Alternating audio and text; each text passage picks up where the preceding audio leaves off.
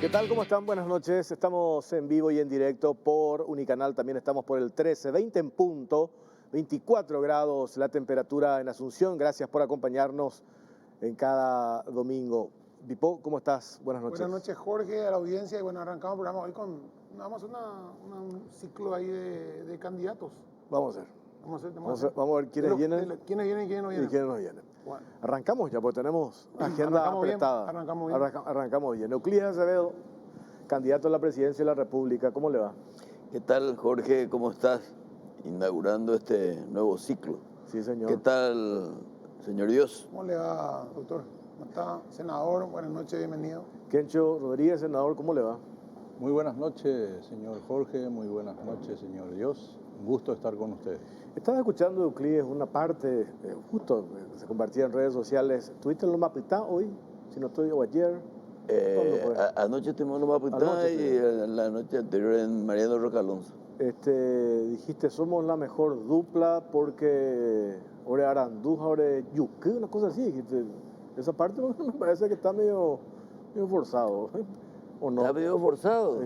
¿Te parece? Ahora Yuque, ¿qué te parece? ¿Te parece que con respecto al otro no somos más simpáticos? O sea, probablemente no tengamos las condiciones de seductor serial que tienen los otros candidatos, pero nosotros somos más simpáticos que ellos. ¿Candidato a qué? No. Bueno, a ver, en esta etapa ustedes estábamos viendo estas encuestas, vamos a arrancar por allí, ¿verdad?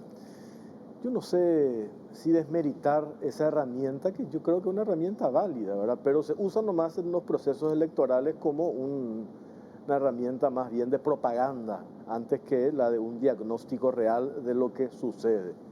¿Cómo están ustedes en ese ámbito? Las encuestas son métodos que en otras partes del mundo tienen connotaciones casi científicas.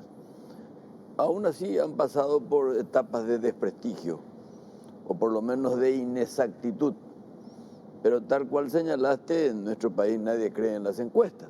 Por eso las encuestas no se publican como debieran hacerse. Nosotros sí tenemos mediciones, y cuando el senador Rodríguez suele hablar sobre nuestra presencia en la ciudadanía, es porque tenemos mediciones que son para nosotros, porque las mediciones, si uno se autoengaña, el beneficio es estéril. Por eso es que nosotros partimos de la base de que nuestra temperatura política, a través de la temperatura social, es inesperadamente auspiciosa. Senador, buenas noches. Cuando uno va a votar, Euclides cree y va a votar la lista de senadores, tienen dos listas, ¿verdad? La de usted, la de Nueva República y la del Frente Guazú.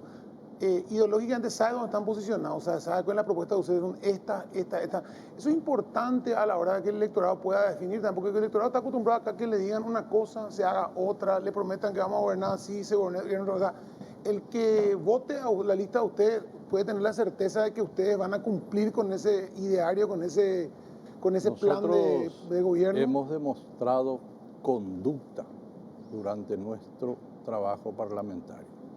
Nunca hemos negado de que militamos en el progresismo, porque queremos que la gente progrese.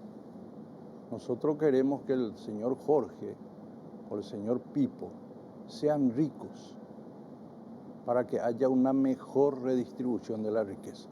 No queremos en un país solamente 200 o 300 familias ricas. Necesitamos por lo menos 15.000 nuevos ricos, jóvenes. Necesitamos. Ese es el progresismo. Y amamos el socialismo porque la Constitución paraguaya dice que el Paraguay es un Estado social de derecho. Es el Estado que debe cuidar del más débil. Y esto lo hemos hecho con el señor Fernando Lugo, a través de una medicina, la salud que llegó a muchos, salarios, muy buenos salarios, fueron pagados, fueron buenos salarios los dados a los hoy vilipendiados funcionarios públicos. Y le hemos dado seguridad también. Lo poco que pudimos le hemos dado. Entonces nosotros no estamos saliendo absolutamente de lo que nosotros estamos trabajando. Hoy, en Luque con el señor presidente, hoy encontré a muchos amigos que militábamos en el Partido Colorado. Doctor Euclides Acevedo, un poco para ubicarnos y después ir allá a los temas que tienen que ver con los planes y propuestas como herramienta de seducción al elector, ¿verdad? Porque al final en el discurso político lo que se hace es venderle esperanza a la gente, ¿verdad? Hasta que se conquiste el poder, ¿verdad? Pero lo de la oposición permanentemente, y yo creo que eso forma parte, entiendo, de una estrategia como hay un candidato, el de la concertación, que automáticamente los indican a ustedes como que dividen la oposición y no le van a permitir eso lograr la alternancia. Y cada vez cobra fuerza. Yo no sé si ese discurso para ellos puede ser redituable o no. Es como que buscar una excusa para justificar lo que eventualmente pueda ocurrir, me imagino, ¿verdad? ¿Por qué no cabalgan nomás sobre lo que ellos son capaces de proponer y dejar que todo el mundo que quiera presentarse, que quiera correr, lo haga, ¿verdad? Freudianamente hablando, eso es una culpa precoz. Adelantar las causas de un escenario no favorable y dice, bueno, si perdemos va a ser por culpa de ustedes. Yo puedo hacer el mismo análisis, porque finalmente digo, yo a lo mejor no gano, coste que estamos seguros que vamos a ganar. Si yo no gano, no voy a decir por culpa de fulano. Es decir, parten del presupuesto de que nosotros tenemos un porcentaje no lo suficiente para ganar, pero lo suficiente para no hacer ganar. Yo en mi vida nunca quise ser el penique que hace a la libra. Por lo tanto, ese análisis de que el que no está dentro de la concertación, el que está fuera de ella es funcional al Partido Colorado, es una hipótesis opaca, por no decir estrábica, porque, fíjate vos, el único que puede sacar votos colorados soy yo, y voy a ganar con los votos colorados. Si van a ser lógicos con su análisis, hasta les convengo que yo sea candidato porque le voy a sacar votos a los colorados a quienes ellos piensan ganar. Ellos digo porque se plantean solamente ganar al partido y nosotros queremos ganar a un modelo. Por eso somos inclusivos y no es oportunismo político ni factura de coyuntura cuando decimos ahora vengan los colorados. No, desde el comienzo dijimos, desde el comienzo no nos metimos en la concertación y explicamos por qué. Desde el comienzo dijimos que nuestro gobierno va a ser tricolor porque somos inclusivos y porque somos unitarios. Por lo tanto, ese discurso primero es repetido. Cuando la repetición no tiene efecto, es porque evidentemente la formulación es inapropiada. Entonces, eso de que nosotros dividimos es nambrena, sereyape. Esas son respuestas que podemos dar, porque no resiste el menor análisis. En una mesa de conversación analítica, este tipo de cosas no funciona. Además, se derrota fácilmente. De la misma manera, tenemos que unirnos para ganar. La única vez que la oposición estuvo unida, perdió. Y cuando Lugo ganó, fueron 4 candidatos. De la misma manera, pasaron en las elecciones de intendentes. Por lo tanto, a mí ya casi me resulta aburrido abordar este tema que lo acabas de señalar. Pero es bueno que se plantee también para que la gente que de repente se da cuenta, bueno, se percate por dónde van los tiros. Y repito lo de la culpa precoz. Pregunta Euclides, si eventualmente ganan ustedes, obviamente como ganó en su momento Nicanor, creo que ganó con 38%. 37. Puede ser 37%. Se puede dar que un candidato gane con ese, o sea, que sea ganador. Acá no hay balotaje, no hay nada. Ahora, ¿qué tiene que hacer ese candidato el día 1, el 16 de agosto, cuando se sienta y dice, yo gané con el 37, ¿cómo hago para gobernar al otro 63? Mira, yo suelo decir con frecuencia y solemos hablar con Kencho, de que acá no hay otra alternativa más que pactar no solamente con la sociedad, porque esa es nuestra propuesta, un nuevo pacto social, pero tenemos que pactar con aquellos que participaron de las elecciones, o si no, no va a haber gobernabilidad. Lo más probable, es casi seguro, que el Partido Colorado tenga mayoría parlamentaria. Renegociar tamante en 10 cueras. No hay otra forma de garantizar la gobernabilidad, que no solamente es una categoría de las ciencias políticas, sino que es una exigencia de la coyuntura histórica, porque tenemos que salirnos todos juntos del fango económico, social y jurídico.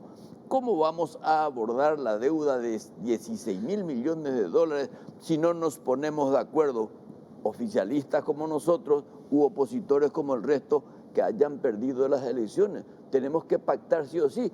O sea, yo tengo que pactar con el señor Peña, con el señor Alegre y con los demás candidatos, no solamente un proyecto político, sino cómo incorporarlos al proyecto político. Nosotros en ese aspecto no somos mezquinos.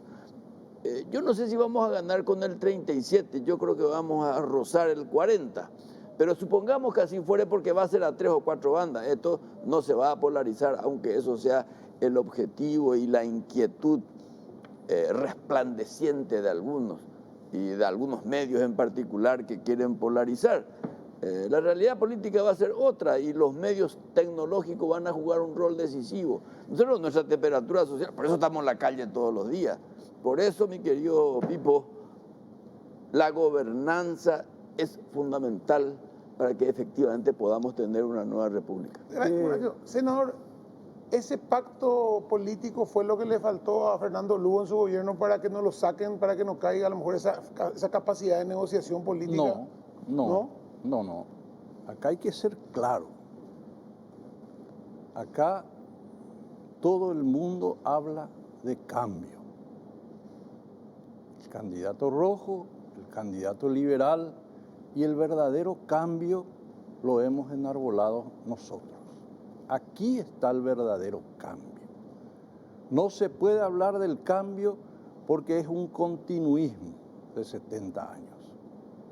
Para algunos, no se puede hablar del cambio, y antes pregonaban la alternancia. En el 2008 tuvimos la alternancia con Fernando Lugo Méndez y hemos pactado con nuestros amigos de verdad, por eso pudimos llegar, colorados y liberales. 280.000 votos colorados tuvo Fernando Lugo.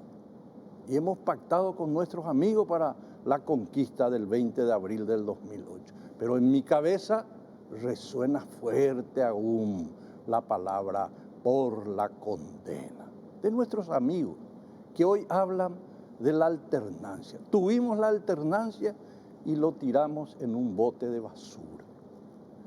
De cualquier manera, respetando acá lo expresado por el doctor Euclides Acevedo, la Constitución paraguaya, esta Constitución, es muy clara en su artículo 2 y 3. Y hemos hablado con el doctor Acevedo. La soberanía popular radica siempre en el pueblo, artículo 2. Y el poder público radica en el pueblo también. Estas son las herramientas que tienen que ser utilizadas por un gobierno, aparte de hacer los pactos sociales o económicos necesarios con otras fuerzas políticas. Pero el artículo 2 y 3 lo vamos a tener muy en cuenta. Doctor Euclides Acevedo, me parece en la construcción de las veces que hemos charlado, entrevistado y escuchando tu discurso, rescato que me parece en el momento en el que estamos, usaste 3 palabras, hablaste de inclusión, gobernabilidad, pacto, vamos a trabajar con todos.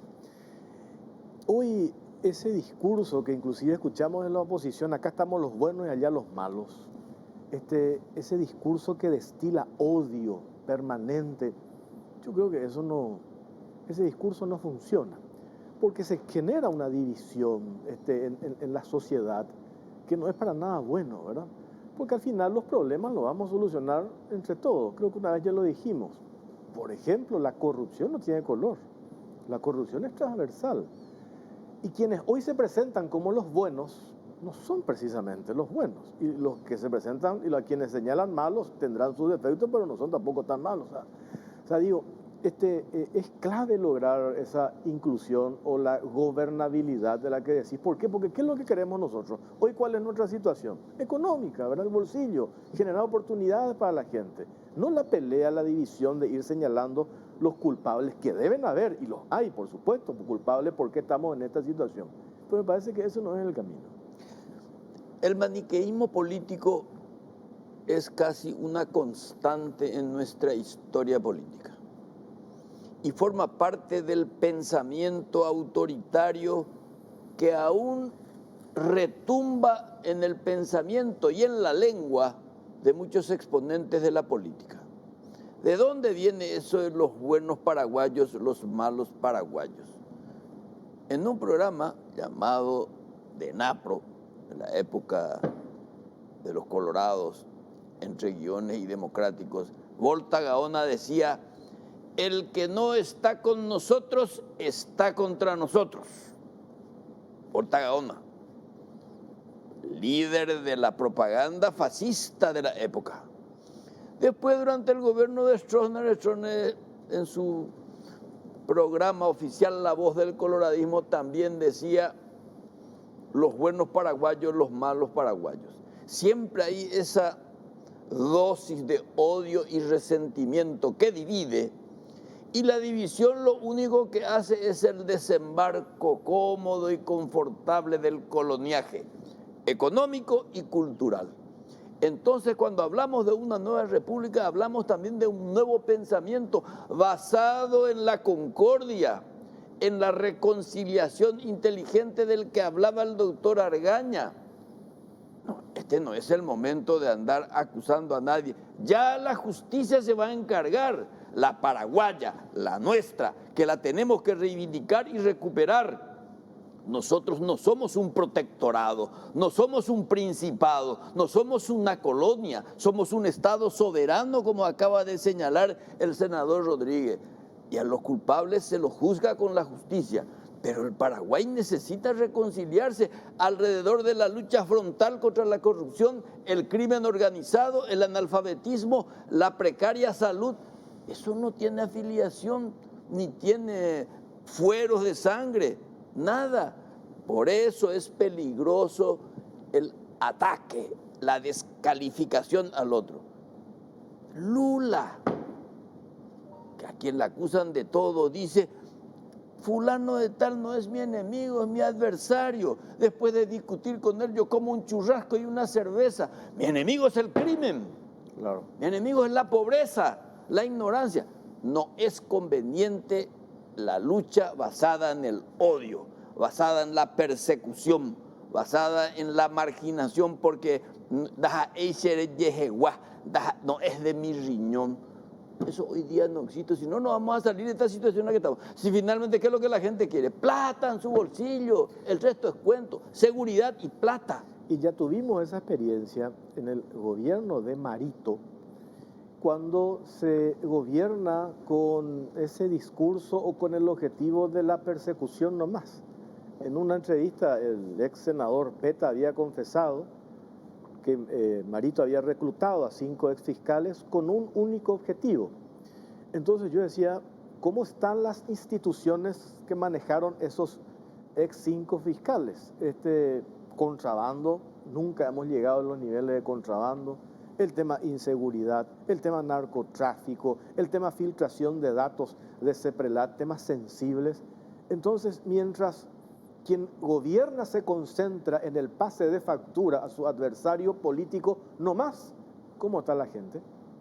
tenemos estos índices de pobreza, de desempleo, de inseguridad que hablaste hace poco en uno de tus discursos. Entonces me parece que... Además del ese resentimiento, y solemos hablar con Quecho, durante el gobierno de Lugo no se le persiguió a ningún colorado, ¿ayer? A nadie.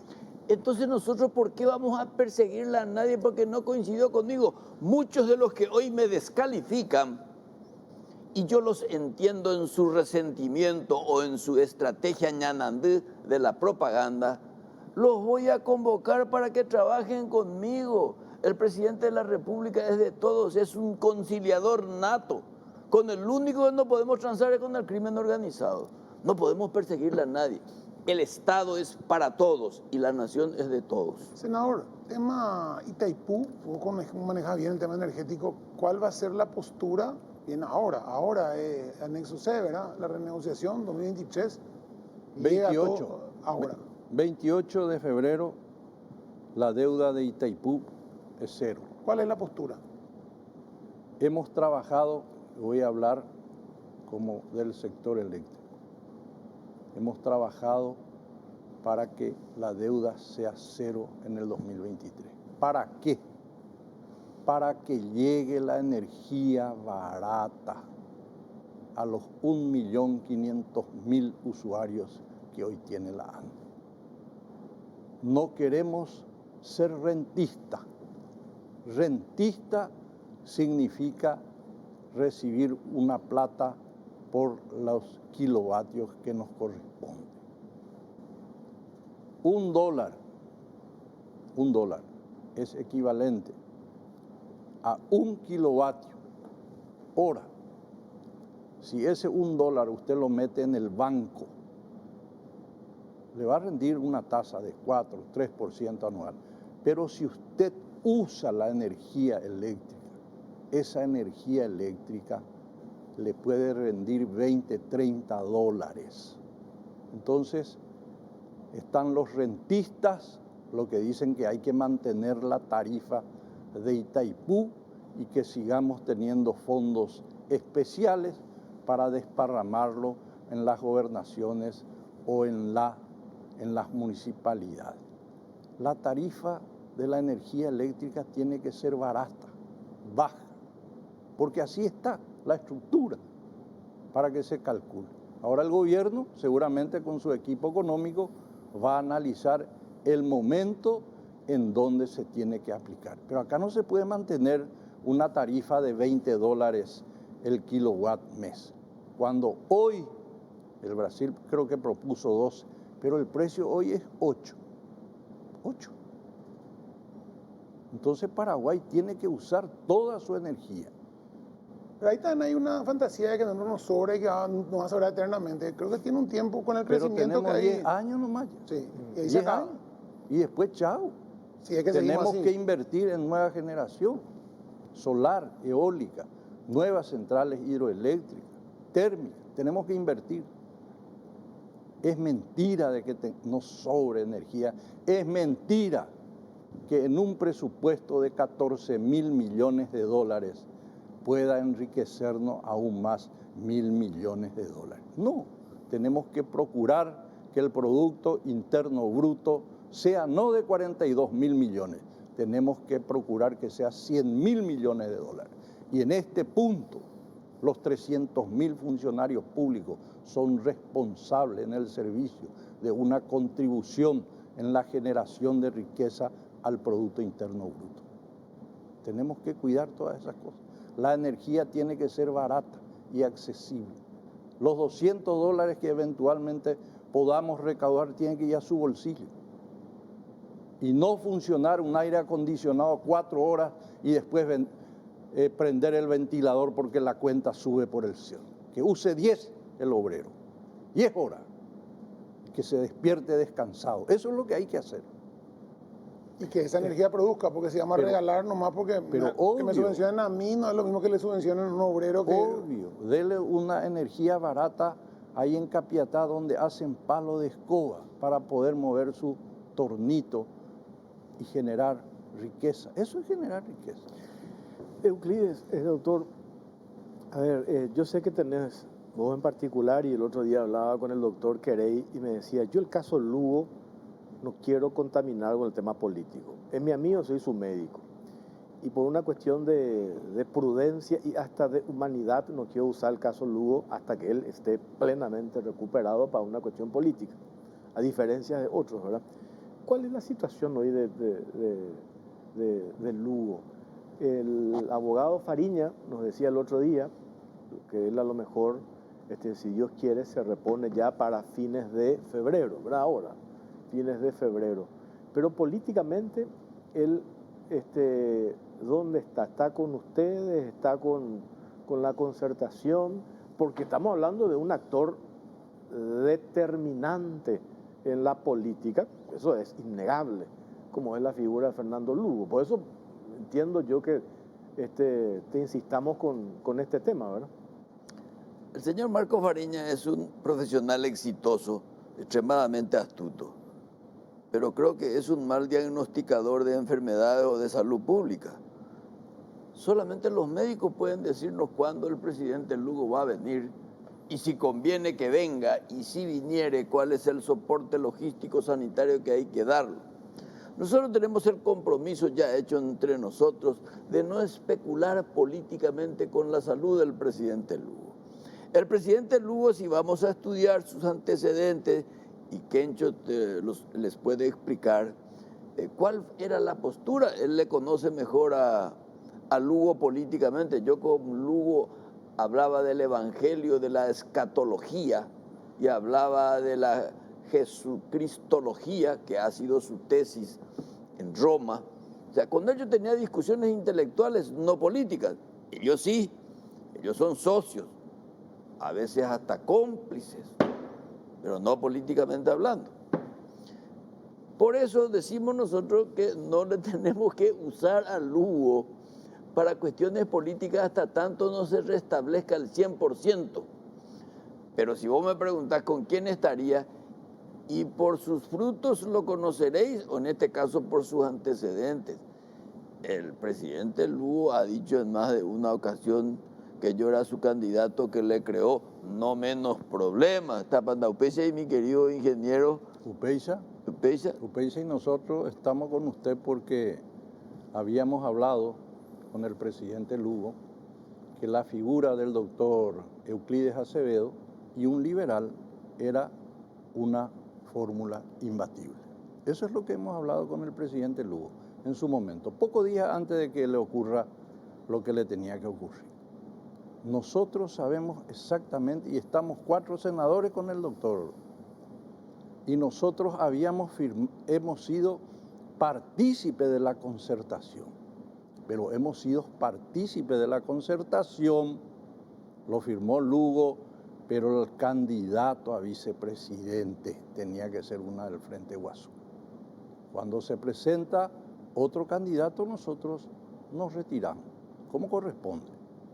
Y vinimos a trabajar con el doctor Euclides Acevedo, porque el senador Fernando Lugo nos dijo que él era un buen candidato. Eso es lo que nosotros manejamos. No queremos especular con la salud del presidente Lugo. Si andas ahí médico, allá va. A Fariña andas ahí médico ahí. A Pacielo andas ahí médico ahí. Diga, tú ibas a la médico, ahora pues usted vengo doctor Querey. Vengo la médico de cabecera. Con oye ya posee inapetí junta médica. No participamos ahí doctor Querey. Hablan ahí por ahí. Va erendo participamos. Oye, puru caseni no lo mitala, hoy purusela Lugo, rera, la y campaña. Usted dijo, señor Jorge, que era un actor importantísimo, pero Lugo es parte de un equipo. Nosotros somos el equipo. Él es importantísimo y nosotros somos importantes. Hemos trabajado con él desde antes del 2008. Somos importantes. Y hoy un grupo importante del Frente Guasú está con el doctor Euclides Acevedo. También Euclides, a mí me contó, creo que Richard, que vos llegaste a visitarlo a Lugo en la Argentina, en Buenos Aires, donde está allí en la clínica, y no hiciste alarde de eso.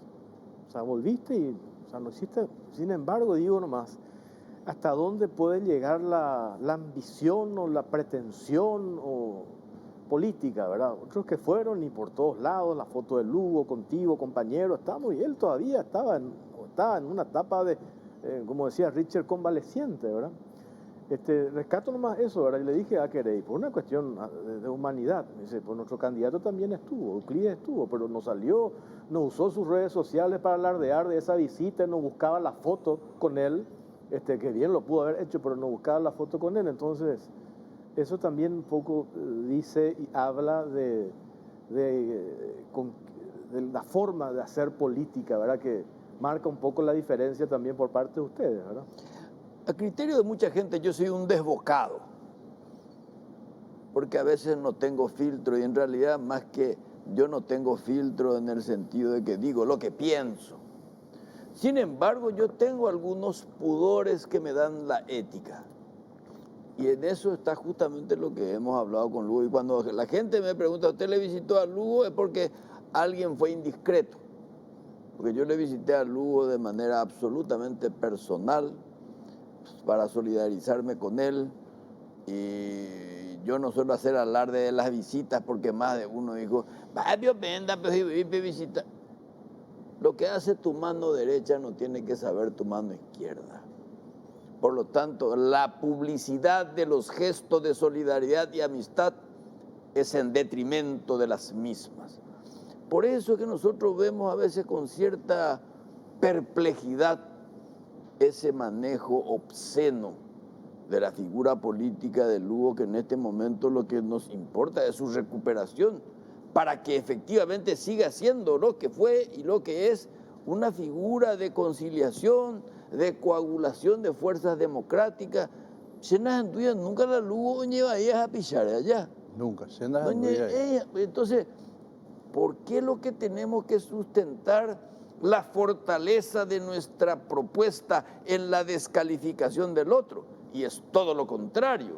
En la descalificación del otro está tu debilidad argumental. Ahora, si voy a hablar del luguismo histórico. ¿Quiénes son originalmente? El ingeniero Sixto Pereira, ustedes son los históricamente los que estuvieron desde antes del 2000. Creo que amigo del senador hace 50 años, no sé. El 81. Bueno, o sea, si yo digo, siempre digo, si ve dónde está Kenchi, dónde está Sixto, ahí está Lugo. O sea, para mí por lo menos es evidente dónde está uno y dónde está el otro, ¿verdad? Por una cuestión de afinidad, como vos decís, de trabajo conjunto, hasta de amistad y de también la manera esa medio salomónica con la que respondiste, ¿verdad? Prefiero no utilizarla al amigo si voy a utilizarla para esto, o sea, que sea nomás mi amigo que lo usa, pero yo no lo voy a usar, ¿verdad? Más o menos es así. Yo creo que has hecho una descripción correcta. O sea, Kencho no es mi amigo hace mucho tiempo, aunque como casadeño le debo un gran favor hace mucho tiempo, porque gracias a que Kencho era presidente de la ANDE, en la época del presidente Guasmosi, llegó la luz a Puerto Casado en términos, digamos, naturales, porque en Puerto Casado hubo siempre luz. Siempre era de fábrica otorgada luz, pero la luz de la ANDE, la luz de nuestra soberanía energética, fue gracias a la gestión del entonces presidente de la ANDE, Fulgencio Rodríguez, y donde me cabe la oportunidad yo resalto eso, porque mucha gente se queda en que Kencho es el amigo del Lugo. Kencho fue presidente de la ANDE y fue estatuto en Yacineta. O sea, tiene otras cualidades de las que uno puede jactarse políticamente. Y nunca él, por lo menos, yo creo que no ha abusado de la amistad del presidente Lugo. Yo creo que esas son las cosas que terminan definiendo el estilo de la gente. Si queremos una nueva república, tenemos que tener un nuevo pensamiento, un nuevo estilo, una nueva gestión, una nueva ética, porque finalmente la corrupción tiene su fosforescencia en los estilos políticos. Porque la corrupción no es solamente robar la cosa pública, sino la corrupción también está en los desequilibrios intelectuales, en los tartufos de la política. O sea, eso también es una corrupción. Y a veces la corrupción intelectual es más jodida que la otra, porque la corrupción intelectual no está penada por la ley. Tengo que hacer una pausa cortita a la vuelta. Seguimos charlando con Euclides Acevedo, con el senador Miguel Fulgencio Kencho Rodríguez. Pausa, venimos enseguida. Bueno, hay veces que necesitamos dinero de forma rápida para poder hacer lo que necesitamos. Puede ser un viaje, reparar algo en tu casa, festejar el 15 de tu hija, lo que quieras. Para todo eso el Banco Basa te ofrece préstamos personales. Puedes pedir hasta 50 millones y te aprueban en el día. Así de rápido y fácil. Contacta al 021-618-7070 o ingresar a bancobasa.com.py. Solicita tu préstamo personal ya. Banco Basa, cuando quieras estamos. Shell te ofrece los combustibles con mejor relación precio-calidad. Carga Shell, Fórmula Super, con toda la tecnología y calidad de Shell al cuidado de tu motor y también de tu economía. Hace que tu inversión y tu combustible rinda más, llenando el tanque con los combustibles aditivados de Shell. El mejor precio te espera en la estación Shell más cercana. Precios bajos, calidad Shell.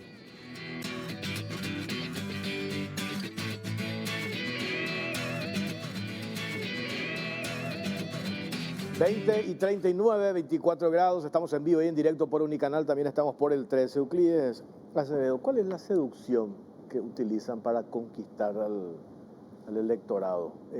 Ya nos dijiste, ¿verdad? No ese discurso del odio, pero ¿cuál es la fortaleza de ustedes? ¿Qué es lo que le plantean? ¿Qué decís para convencerme, para que yo acompañe tu propuesta electoral? Por lo poco que yo sé sobre vos, vos sos un seductor. Amén.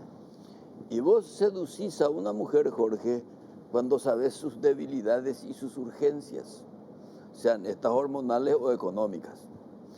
En el campo político es algo parecido. Vos le seducís al electorado, pero no para joderlo, sino que lo seducís diciendo, conozco tus urgencias, conozco tus necesidades. Por eso nosotros decimos que nuestro programa se basa en el contacto con la gente. Y en el contacto con la gente, lo primero que salta lo que quiere es seguridad. Y sobre la marcha te dice trabajo, empleo y plata. Después la corrupción, Itaipulo no existe en su radar. Y por supuesto, eso tiene una connotación cultural. Por eso que nosotros a la propuesta seguridad, porque nosotros nos comprometemos a poner orden en la casa. Pero con mano firme, no me vengan a mí las comisiones esas financiadas por el mundo internacional. Esto usted no sé. Yo al delincuente no le voy a dar un beso en la boca, lo voy a esposar. Y para eso voy a tener una policía comprometida con el orden público y unas fuerzas armadas comprometidas con la soberanía nacional. Pero al mismo tiempo de orden y seguridad, yo voy a proponer una apertura en el debate cultural, porque el ciudadano tiene que estar seguro para poder tener libre el pensamiento. Eso también quiere la gente. Entonces, usando la palabra seducción, que en realidad en este caso es de persuasión, es en captar su urgencia y su necesidad. Y a la hora de la verdad, el paraguayo lo que quiere es plata. ¿Qué decía Clinton en su campaña electoral? Plata, carajo. Plata, idiotas. Nosotros queremos plata, pero con el trabajo digno, con el empleo digno. No es la plata fácil que se obtiene bajo la mesa. No, todo sobre la mesa. Por eso es que nosotros hablamos del programa inclusivo. Hablamos de la personalidad ciudadana inclusiva. A mí no me basta que el señor Peña o el señor Alegre me digan a mí, yo estoy de acuerdo con su programa. No, quiero que te incorpores a gestionar conmigo, porque acá no es un problema de vanidad personal. El presidente no debe ser un tipo vanidoso, el presidente debe ser una persona extremadamente modesta y lo suficientemente autocrítico como para decir, si amigo se disculpa, ya piró. Allá, hay que tener ese coraje que solamente se obtiene cuando tenés una sociedad segura. Y esa sociedad es segura cuando esa sociedad es libre. El otro día un analista político, no paraguayo, pero que estudió mucho el comportamiento del paraguayo, me decía, a la hora de votar, paraguayo no mira mucho si de qué color o ideología es, ¿verdad? Nosotros no tenemos esa discusión de las ideologías propiamente. ¿Qué es lo que mira? Marepa o llevaleta. ¿Quién le puede llegar a ser útil? Lo que se traduce en quién tiene la capacidad de solucionar sus problemas, ¿verdad? Así mismo es. Así mismo es, y por eso nosotros, sin ser magos ni taumatúrgicos, ni ser profetas de fantasías, sí le queremos decir, yo te puedo solucionar tu problema en la medida en que vos también te incorpores. Por eso en materia educativa, el Estado debe liderar la política educativa, pero con el compromiso de la sociedad, con el compromiso de la ciudadanía, para que efectivamente tengamos una educación de calidad, donde el docente tenga que sentirse honrado con su gestión. La maestro, oye, desmoralizada, ay, ari hizo güey, dayajamo, ay, mamove. Por eso es que nosotros tenemos que buscar el acompañamiento, el contacto permanente. Y solemos decir nosotros, vamos, yo voy a estar poco tiempo en el Palacio de López. Todo el tiempo voy a tratar de estar con la gente para tratar de que mi éxito electoral se convierta en éxito político. Gestionando, escuchando a la gente. El político tiene que escuchar más y hablar menos. Senador, que vos tenés una postura muy dura con el tema de la ley Zavala Riera, el tema de la... Totalmente. Te critican de que vos estás a favor de las invasiones. ¿Qué le decís vos estás hablando de hacer crecer la economía del país? ¿Qué le decís a al miembro de la rural? Sí, le digo a los invasores de las 38.000 hectáreas, de los Manjuy, de los Huonta, de Santa Rosa, que salgan de ahí. Ganaderos, industriales, médicos. 38.000 hectáreas invadidas por ellos, que según el planteamiento de Riera y Zavala, eso se iba a solucionar. Macutinga, invadido por Sojero. O la justicia es solo en un solo sentido. 300.000 campesinos, 300.000 familias campesinas sin 1 metro cuadrado de tierra. Eso es violencia. Eso es violencia. 150.000 indígenas en la indigencia absoluta, con 1 millón de hectáreas.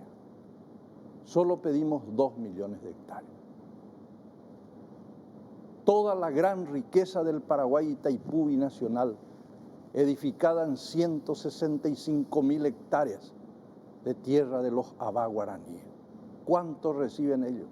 Ni $1, compañero, ni $1.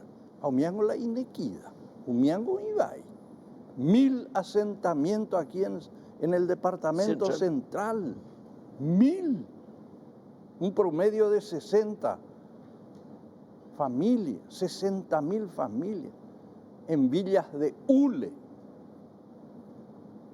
800.000 paraguayos en una pobreza extrema. Y producimos alimentos para 70 millones de personas. Pero no hay ponain de bárbaro. No hay ponain. La ley tiene que ser para el rico y para el pobre. Si se cumple, como se cumple, para los que pueden pagar 500 efectivos, motorizada, helicóptero, para sacar para un desalojo, pues que se desaloje a los 3 ganaderos de Loma, de los guaraní Andeva, allá en Joel Estigarribia. 36 años de litigio, 36. Garantizamos la propiedad privada. Garantizamos, nosotros garantizamos. Nosotros no somos los que invadimos, pero tampoco estamos con la acumulación de la tierra porque la Constitución dice, la Constitución, no digo yo, pero acá se quiere llevar a la justicia para que funcione en un solo sentido. Fiscales inoperantes, cachafás y jueces también. Pero peados pata, hora más, o pata con don Euclides. Euclides, para ir redondeando, damos vuelta ya a la página de esto de la unidad con la oposición. Creo que los plazos ya vencieron el viernes, el tema de la máquina de votación, que ya no puede, la foto de que tiene que estar, ya va a estar, ya no se puede sacar. ¿Damos vuelta a esa página o todavía se abre o hay una ventanita para hablar de esa unidad de la oposición? Yo creo que nosotros estamos a favor de los acuerdos políticos, no de la unidad. La unidad viene como consecuencia de los acuerdos políticos. Además, también discutible eso de la máquina, se puede cambiar la foto, no se puede cambiar la foto. Nosotros estamos convencidos de nuestra propuesta. Desde un comienzo, la gente parece que es amnésica. Desde un comienzo nosotros dijimos que estábamos convencidos de que nuestra propuesta es la mejor, que nosotros somos el cambio, no somos embajadores del cambio, el cambio oré. Por lo tanto, por una coyuntura aritmética vamos a, además, no soy el único que está sobre el caballo, otro que estuvo allí en la calle, pero en fin, vamos a dejar de lado eso, esa discusión que ya se vuelve estéril y bizantina. Entonces nosotros estamos convencidos de que nosotros nos vamos hasta el 30 de abril porque estamos convencidos de la temperatura social. Lo que sí hay acuerdos que firmar, hay acuerdos que tenemos que ejecutar, lo que te decía al comienzo. No puede ser que nosotros llegamos al 30 de abril con cara de perro uno contra otro. Yo no quiero eliminar la crítica, vamos a criticarnos ferozmente probablemente. Pues yo nunca ustedes me van a decir que yo entre en el campo personal, jamás. Y mucho menos en la calumnia, o como diría esto, tartufo y felón, como decía Argaña. Lo voy a decir en su momento, pero si provoca. Pero eso quiero evitar. Sí es importante el acuerdo de una unidad en contra del proyecto y del modelo. Por eso es que estamos abiertos nosotros a toda conversación, pero no es ese contrato de adhesión, hablo contigo si vos vas a descabalgar. No, eso no me parece ni democrático, ni me parece productivo. Senador, ¿cuántos senadores va a meter el Frente Guasú, según tus cálculos? 6, 7 puede ser. Va a repetir 6 senadores, 7 senadores. Sí, pero estamos trabajando para meter 15. Vamos a dar sorpresa.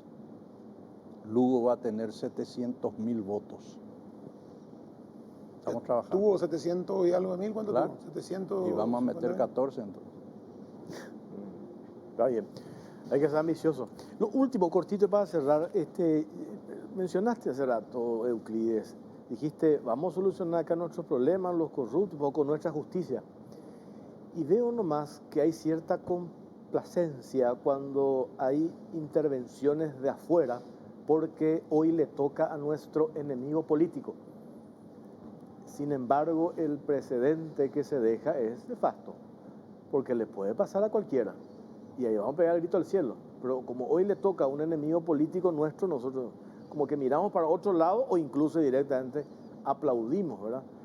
Estas cuestiones de intromisiones, que parece que tenemos que sentar un poco posiciones al respecto, pero no por una cuestión de defensa hacia alguien, sino por una cuestión de principios. Los principios dicen, y la Constitución dice claramente, que nosotros somos un Estado soberano. Dije desde un comienzo, nosotros no somos una colonia, nosotros no somos un protectorado. Relaciones internacionales con todo el mundo, cooperación internacional con aplauso, sumisión jamás.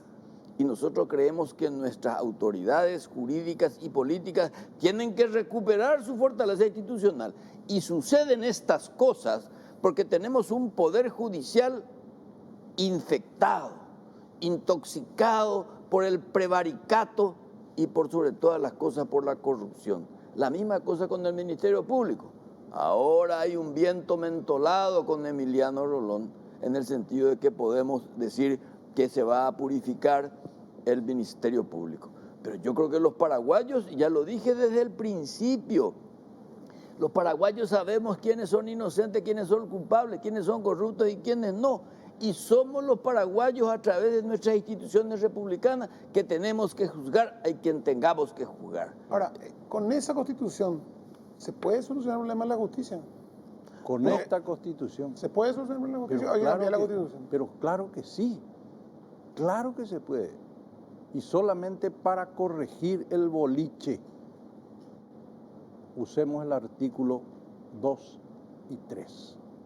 Con el 37% del electorado, con el 35%, artículo 2 y 3. Se puede corregir todo.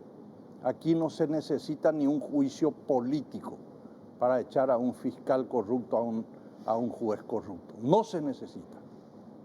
Artículo 2 y 3. Soberanía popular y el poder público. Eso es lo que vale. Euclides Acevedo, gracias por su tiempo. Vamos a seguir charlando antes del 30 de abril. Yo creo que 2, 3. Vamos a hablar más. muchas veces. Una vez primero, que estuve acá estuvieron ustedes El este lado, 1 yo de del mayo otro también, lado. presidente, acá. El 1 de mayo. Y sí, el 1 de mayo acá O hasta con van a con su compañero van a Chao. preguntarme sobre el gabinete, sobre el que van a hacer mucha quiniela. Namombe Humo IPM hasta el 14 de agosto. Senador, gracias por su tiempo, muy amable. Gracias. Bueno, hacemos una pausa, ya venimos. Bueno, hay veces que necesitamos dinero de forma rápida para poder hacer lo que necesitamos. Puede ser un viaje, reparar algo en tu casa, festejar el 15 de tu hija, lo que quieras. Para todo eso, el Banco Baza te ofrece préstamos personales. Puedes pedir hasta 50 millones y te pagan en el día. Así es rápido y fácil. Contacta al 618-7070 o a bancobaza.com.py. Solicita ya tu préstamo personal. Banco Baza, cuando quieras estamos.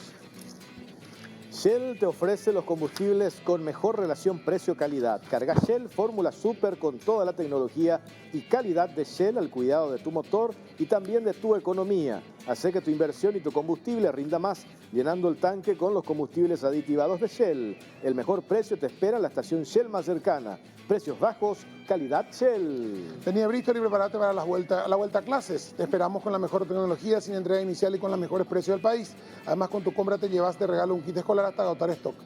Notebook HP 14, 18 cuotas de 179.000 guaraníes. Bristol, la mejor casa de electrodomésticos del país.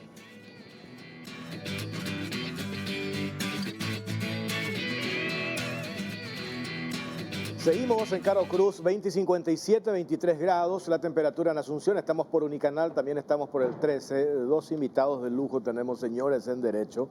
Le presentamos al senador Eusebio Ramón Ayala, senador del PLRA, ¿cómo le va? Muy bien, es un placer estar en comunicación con ustedes y compartiendo la mesa con el doctor Luis Lescano Claude. Así mismo está con nosotros el doctor Luis Lescano Claude, ex ministro de la Corte Suprema de Justicia. Doctor, ¿cómo está? Buenas noches. Buenas noches a ustedes, buenas noches a la audiencia. Un placer poder compartir con ustedes y con el doctor Ayala. A ver, senador, ¿cómo destrabamos esta crisis que se instaló?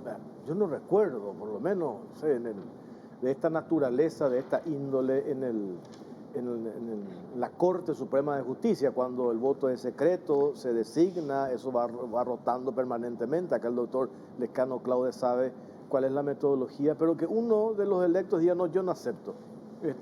Y ahí genera una crisis que ahora deja, creo que algunas salas que no se están conformando y de vuelta queremos hacer la consulta y dijimos para hablar de este tema, un poco para plantear y cómo se busca una salida a esta crisis que se instaló en la Corte.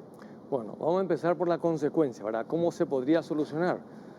Bueno, de acuerdo a la discusión, hay tres formas que ya se hablaron. Uno, no aceptando el ministro Jiménez, que se acepte eso que no aceptó porque no se postuló. Dos, que la mayoría de la Corte nombre a otro porque existe otro candidato que pueda cubrir el cargo. Y tres, según uno de los ministros, que pida permiso fundamentado, algo por el estilo. Pero esa es la consecuencia así del impasse. Ahora, la pregunta es, y que yo quiero saber, ¿por qué se generó esto? ¿Cuál es la razón? A mí no me parece una evaluación, no me parece que se pueda hacer un análisis completo, si no se conoce el motivo, porque da la impresión que puede ser solucionado fácilmente. Es el cargo de vicepresidente segundo, que normalmente los miembros de cualquier cuerpo hacen campaña o hablan para estar en la mesa directiva. Es lo que ocurre usualmente. Y normalmente se respeta cuando alguien no quiere integrar esa mesa por algunas razones, ¿verdad? Entonces, ¿por qué la mayoría no quiere aceptar otro candidato? ¿Por qué le designó a Jiménez si Jiménez no está de acuerdo? Y más, Jiménez dijo, no estoy de acuerdo. Entonces, ¿cuál es la discusión de fondo? ¿Por qué viene esto? ¿Sabemos cuál es la discusión? Yo no sé cuál es la discusión de fondo porque los argumentos esgrimidos por ambas partes dan la impresión de que son motivos ¿Político? o motivos ideológicos, por decir, entre la libertad individual versus y el interés general. Un miembro dijo inclusive que es una carga pública y que se atengan las consecuencias el otro, y el otro dijo, me siento en el patíbulo, me siento amenazado. Bueno, muy bien. ¿Cuál es la otra solución? ¿A dónde lleva todo esto? Bueno, uno, creo de que es responsabilidad de la Corte dirimir sus temas razonablemente. Porque si no dirime eso, entonces ¿a dónde va a derivar? Da la impresión de que hay una construcción o una posible configuración de un mal desempeño. Y si hay un mal desempeño, entonces ya llevan al campo político, llevan a la Cámara de Diputados. Y es lo que conviene ahora, es lo que se entiende después de las expresiones de uno de los ministros que tienen la mayoría en la Corte. Entonces, para mí, bueno, por un lado es saludable y es razonable que por primera vez estamos asistiendo a una discusión pública de la Corte en este tema, de una elección de miembros. No estamos hablando de temas muy importantes, no estamos hablando de líneas doctrinarias, no estamos hablando de otros principios jurídicos, etcétera, pero que se está dando públicamente gracias a que se transmite. Dos, por el solo hecho de que se transmite, la población ve qué nivel tienen los ministros de la Corte hoy, para no expresar las verdaderas razones de por qué se origina este conflicto. Yo como ciudadano necesito saber, ya que se dio esta crisis, entre comillas, entonces necesitamos saber y que cada parte tiene que decir cuál es el fondo. A mí no me convence eso de que le nombran a uno y el otro no acepta y que discutan de otros temas por la consecuencia de la designación. Yo quiero saber la causa, por qué y sobre todo para qué. Doctor Lescano Claude, usted que estuvo allí dentro en la Corte Suprema de Justicia, uno que resulta ser electo para ocupar el cargo, ya sea de presidente o integrar la mesa directiva por sus pares, ¿puede decir yo no acepto? Bueno, el sistema de designación que tiene la Corte de sus autoridades, de las tres autoridades que componen la mesa directiva, es un sistema bastante particular. La Corte primero, en febrero, tiene que ratificar o recomponer las salas de la Corte Suprema. Las salas están integradas, están las tres salas, la sala constitucional, la civil y comercial y la sala penal, están integradas. Y luego de esto, una vez que se dé por ratificada esa integración de las salas, se tiene que elegir al presidente. En cuanto al presidente, nunca existió problema desde 1995 hasta la actualidad. Nunca hubo problema en la elección del presidente. Al elegir al presidente, se elige entre 6 candidatos, es decir, 2 por cada sala. Son 6 candidatos. Uno no puede ser candidato porque no puede ser reelecto. De manera que la elección de presidente se hace sobre 6. Luego, la elección del vicepresidente primero se hace ya sobre 4 candidatos, porque al ser elegido, como sucedió ahora, se eligió al integrante, a un integrante de la sala constitucional. Entonces el otro integrante ya también queda fuera de la posibilidad de ser electo. Solamente quedan 4 candidatos y entre esos 4 candidatos la Corte, el Pleno de la Corte, tiene que elegir al vicepresidente segundo. ahí son 4 candidatos. Pero cuando elige, como en este caso, eligió de la sala penal a la vicepresidenta segunda, entonces también 2 candidatos quedan eliminados, uno por haber sido nombrado, el otro por formar parte de esa sala penal. Y entonces quedan para el cargo de vicepresidente primero, solamente quedan 2 candidatos. Los 2 que son elegibles en la tercera sala, que es la sala civil, y eran el doctor Jiménez Rolón y el doctor Garay. Eran los únicos 2 candidatos posibles para llenar ese cargo. Bueno, la Corte votó porque fuera el doctor Jiménez Rolón. El otro candidato, según me dijeron, tampoco quería ser. Tuvo un voto. O tuvo un voto. Sí. De manera que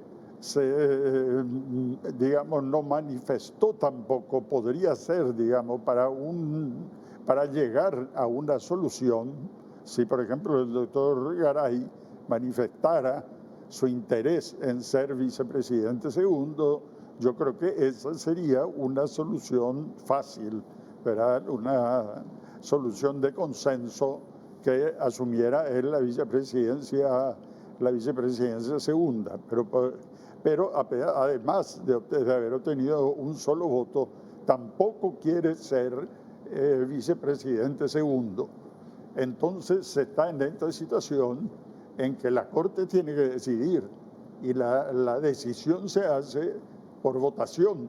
No hay otra forma que pueda decidir la Corte, y ese cargo tiene que ser cubierto y solamente son 2 candidatos. O sea, habiendo esos 2 candidatos, la Corte tiene que decir cuál de los 2 es, y si ninguno de los 2 pide ser, va a ser el que tenga más votos de los otros. Sí, no es aquí para todos estos cargos, no existe postulación, son todos. Por ejemplo, para el caso de presidente de la Corte hay 6 candidatos, para el vicepresidente primero los 4 restantes y para el vicepresidente segundo los 2 restantes. Son esos solamente los candidatos posibles. Cuando se llega a la vicepresidencia segunda, ya están solamente 2 candidatos y uno de ellos tiene que ser el que ocupe el cargo, porque no se trata solamente de ocupar el cargo de vicepresidente segundo, sino que también el presidente y los 2 vicepresidentes son miembros del Consejo de Superintendencia de la Corte Suprema de Justicia, que se encarga de la parte administrativa de la Corte Suprema.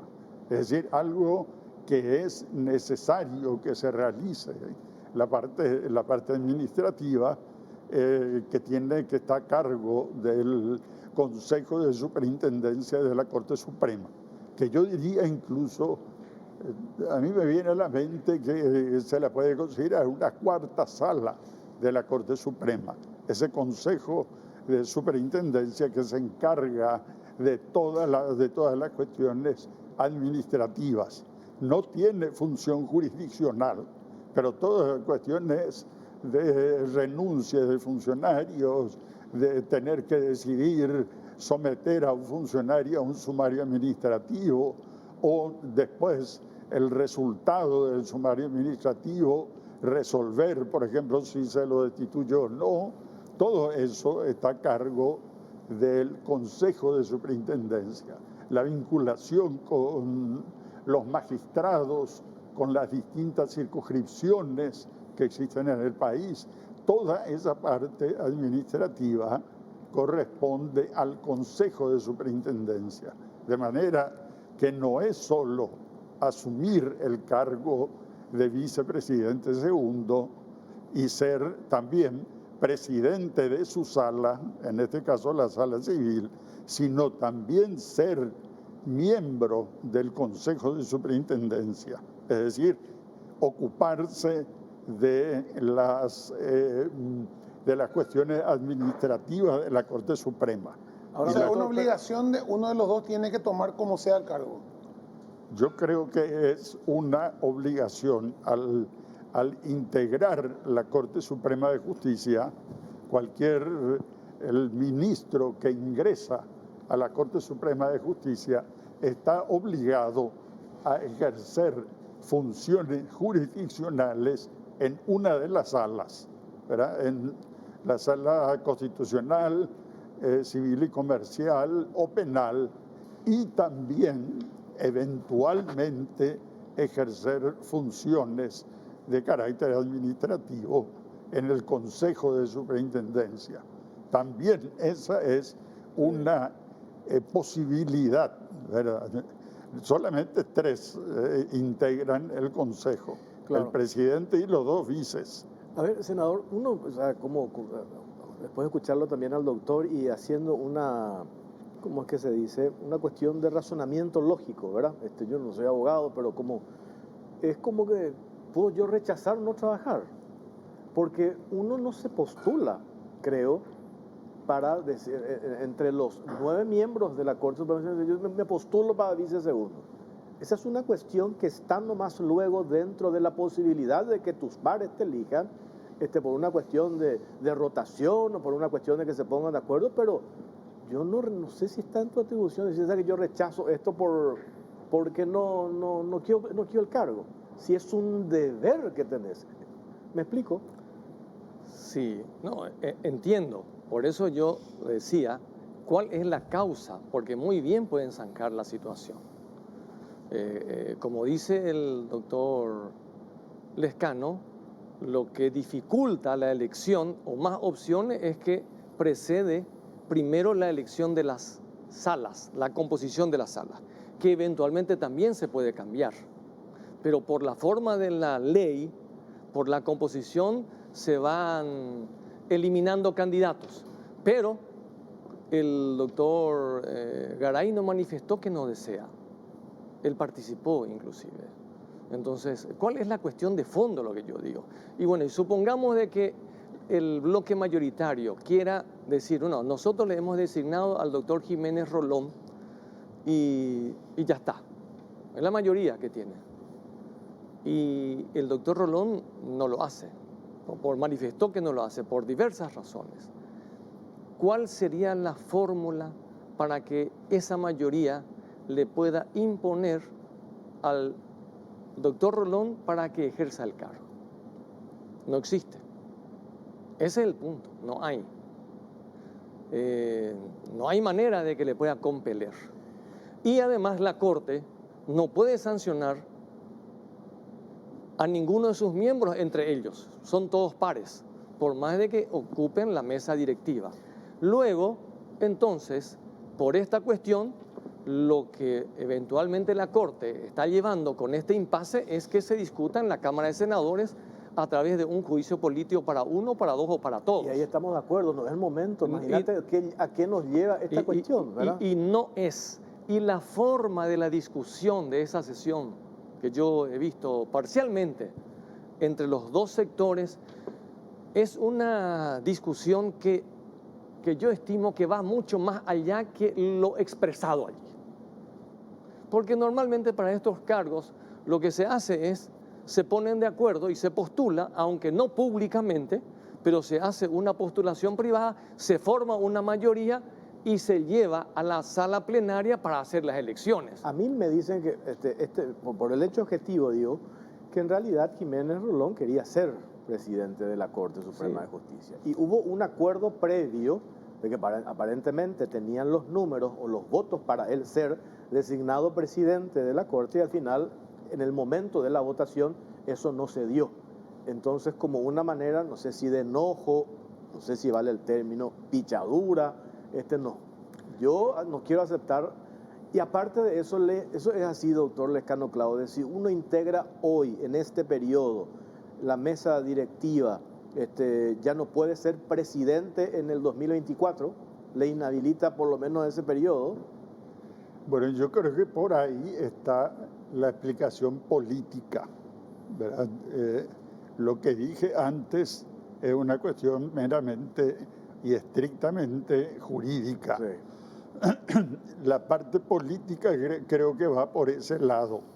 La interpretación que se hace del artículo 9 de la ley 609 que organiza la Corte Suprema de Justicia y la interpretación que se ha hecho de que quienes integraron la mesa directiva de la Corte Suprema, es decir, fueron presidente, vicepresidente primero y segundo, el año siguiente no pueden ocupar ninguno de esos cargos.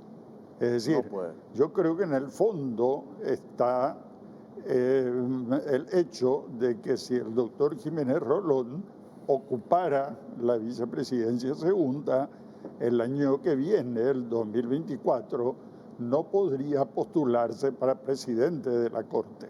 Es decir, ya no sería en 2023, tampoco en 2024, creo que no ha sido en 2022 y 21, incluso que no, creo que no fue.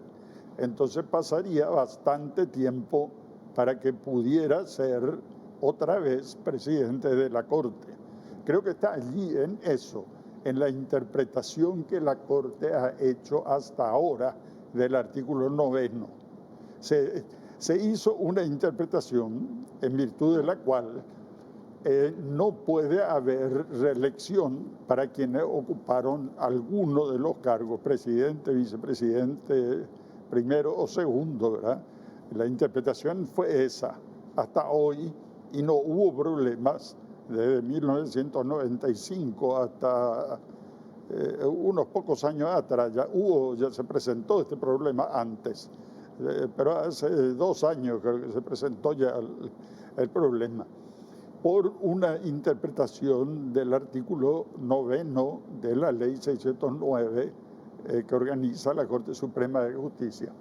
Yo creo que otra cosa es, leyendo el artículo 9, hacer una nueva interpretación.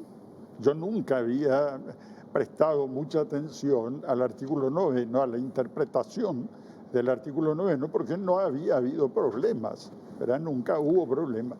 Pero leyendo el artículo 9 se puede interpretar en el sentido de que lo que prohíbe el artículo 9 es que el presidente el que es presidente de la Corte, supongamos ahora, en 2023, no puede ser presidente otra vez en el 2024. Y lo mismo, el vicepresidente primero, volver a ser vicepresidente primero. El vicepresidente segundo, volver a ser vicepresidente segundo. Pero nada obsta con la interpretación que estoy proponiendo del artículo 9, que el que fue presidente pudiera ser, por ejemplo, vicepresidente segundo, o el que fue vicepresidente segundo en 2024 pudiera ser presidente de la Corte Suprema. Porque, y voy a leer acá literalmente, dice, durarán 1 año en sus funciones y no podrán ser reelectos en el mismo cargo. Y el mismo cargo, yo creo que se refiere al cargo de presidente y vicepresidente, primero y segundo. De manera que con esa interpretación, por ejemplo, no habría ningún problema en que el doctor Jiménez Rolón ocupara la vicepresidencia segunda en 2023 y el año próximo pudiera ser presidente de la Corte Suprema. Yo creo que esa es no es que estoy acomodando tampoco la interpretación, sino que yo creo que esa es la interpretación más exacta del artículo 9. La presidencia de las salas que tiene cada uno de ellos, porque el que es presidente de su sala, el vicepresidente primero, presidente de su sala también, y el vicepresidente segundo de su sala, como consecuencia de esos cargos. Pero los cargos que la ley quiere, los cargos en los cuales la ley no quiere que exista reelección, son los cargos de presidente y vicepresidentes, en esos cargos. O sea, que un presidente de la Corte sea en 2023 y en 2024 sea el mismo presidente y así sucesivamente. Eso es lo que no quiere la ley. Senador, a efectos prácticos nomás, ¿verdad? Para abonar, Sí. lo que la Corte estuvo haciendo es una interpretación equivocada. Porque los poblanos que lo No, dicen no, ahí, no, categórico. Eso no tiene ningún sustento. Lo que la ley quería evitar es la reelección consecutiva de los cargos de presidente de la Corte y de cada una de las salas. La Corte interpretó mal. Entonces, cuando yo leí eso y cuando escuché de que eso podría ser el motivo, digo, no es un motivo razonable para hacer esa jugada. Y si fuese eso, entonces habría un objetivo de nombrarle a Jiménez para imposibilitarle que se postule el próximo año para la mesa directiva, lo cual para mí es inaceptable. Ahora, pero hay una cuestión. Si, como dice el doctor Jiménez el año que viene tiene los votos suficientes para ser presidente, entonces va a salir uno de la minoría y va a decir, no, pues ella fue vicepresidente segundo y la interpretación.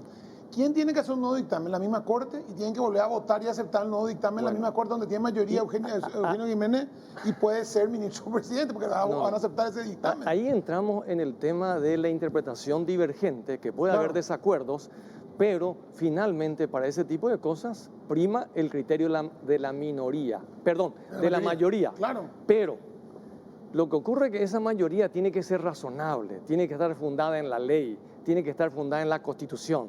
No puede ser una mayoría que imponga algo arbitrariamente o que le obligue a una persona a hacer algo que no pueda hacer o que no esté en condiciones de hacer, salvo que por las características ocupar un cargo significa el buen funcionamiento de la Corte Suprema de Justicia.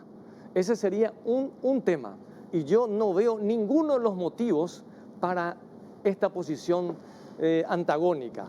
Entonces, para ser honestos y justos, para no decir esto es tan bien, esto es tan mal, porque al final la ciudadanía es la que está viendo y está juzgando, yo le otorgo o le atribuyo mayor responsabilidad al bloque que tiene la mayoría.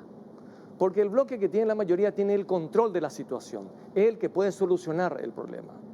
Con otros métodos, salvo la imposición. Ahora, para imponer, ¿cómo le van a imponer al ministro de la Corte, Eugenio Jiménez? Pero no hay precedentes. Pues, o sea, lo que yo no entiendo es cómo es que ibas a aceptar ser presidente, pero te designan vicepresidente y eso no querés. Bueno, entonces, esa es una especulación, ¿no? O sea que no se sabe. Ahora, podríamos poner como hipótesis una prueba, muy bien, que ahora revisen su actuación y le nombran presidente de la Corte a Eugenio Jiménez, a ver si se da eso. Es un absurdo, ¿verdad? Creo que no se va a dar porque se disputa también el poder. Sí. Entonces, esto me recuerda a una cita que algunos dicen que fue von Bismarck, otros dicen que es de Israelí, otros dicen que cuando se refiere a las discusiones, porque antes las discusiones eran públicas, las de los parlamentos, entonces dice, aquel que comiera salchichas no debería estar viendo cómo se fabrican las salchichas.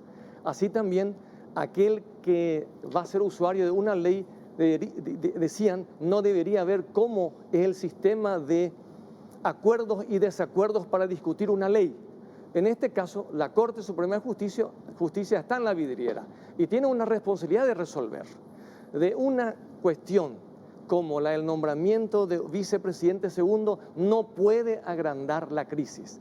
Además de la pésima imagen que tiene el Poder Judicial, además de la altísima morosidad del Poder Judicial, además de la serie de injusticias que se cometen según los habitantes que el Poder Judicial no soluciona. Entonces, deben dar una respuesta. Y el que tiene la crisis.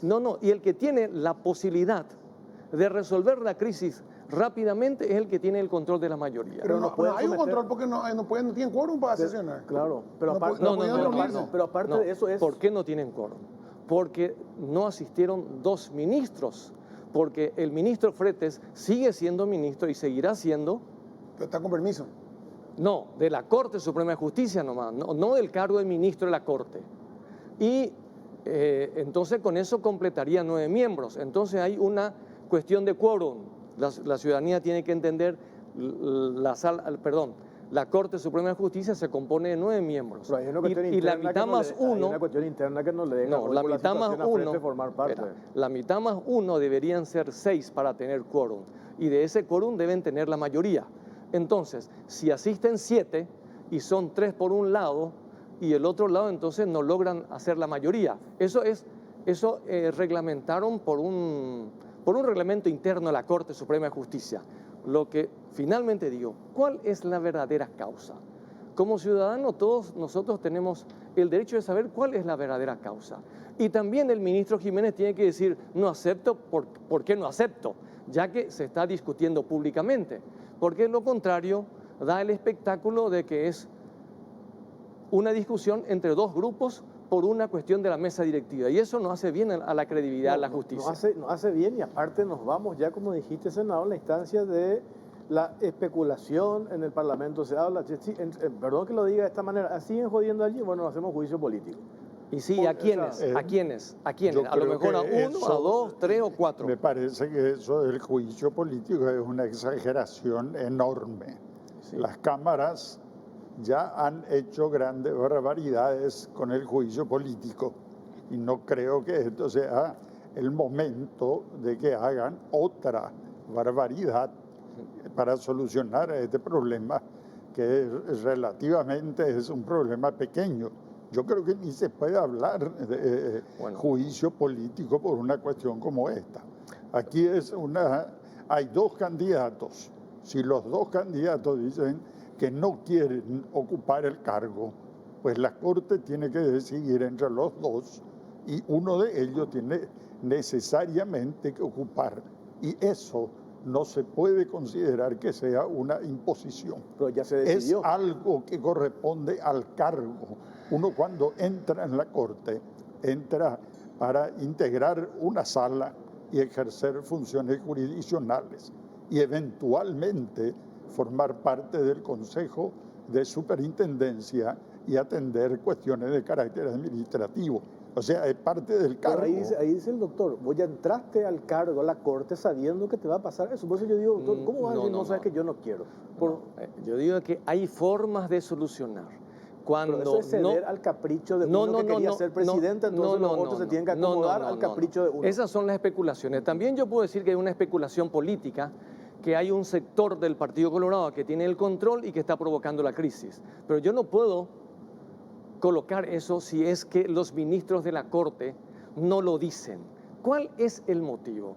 Los ministros de la Corte tienen que decir cuál es el motivo del conflicto, porque convengamos que discutir por una vicepresidencia segunda de la Corte es un tema de menor importancia, porque el cargo más importante es el ser ministro de la Corte.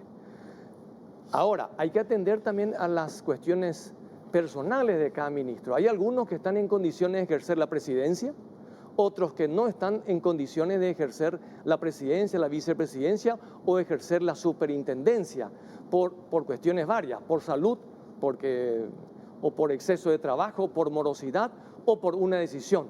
Ahora, si llegado al punto en que no pueda funcionar la Corte, obviamente eso sí acarrearía problemas para los ministros. Ahora, ¿por qué yo digo que a dónde quieren llevar? Quieren llevar al campo político. No es que yo quiera, yo creo que no es prudente, no justifica, no amerita, no hay causales. Ahora, a mi ¿qué criterio. pasa, doctor? Vamos al caso No, práctico.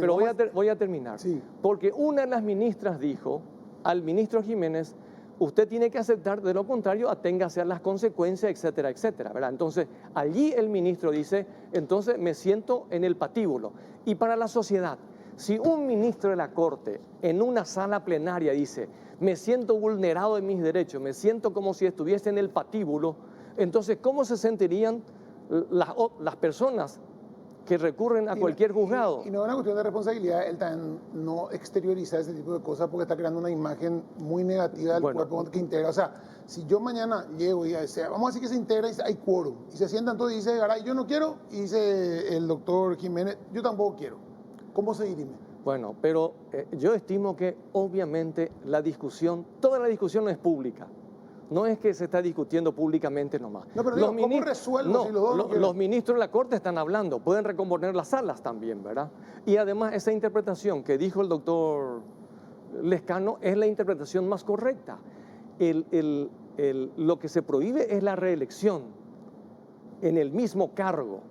No que un vicepresidente primero o vicepresidente segundo no pueda ser presidente de la Corte. Lo que se prohíbe es la reelección de la presidencia. Entonces, hay una serie de cosas que no cuadran. Entonces, para no entrar en las especulaciones, yo digo que los 9 ministros tienen la responsabilidad de resolver el caso. Ojalá resuelvan esta semana. ¿Quién tiene más responsabilidad? El bloque creo mayoritario. Que en esa interpretación está la solución. Y vuelvo a decir, no es una interpretación forzada. No es una interpretación que de repente uno... No, parece la más lógica inclusive al escucharla. Sí, nunca se pensó en eso porque nunca hubo problemas. Siempre se interpretó en el sentido de que quienes estaban un año en la mesa directiva, al año siguiente no podían ocupar ningún cargo.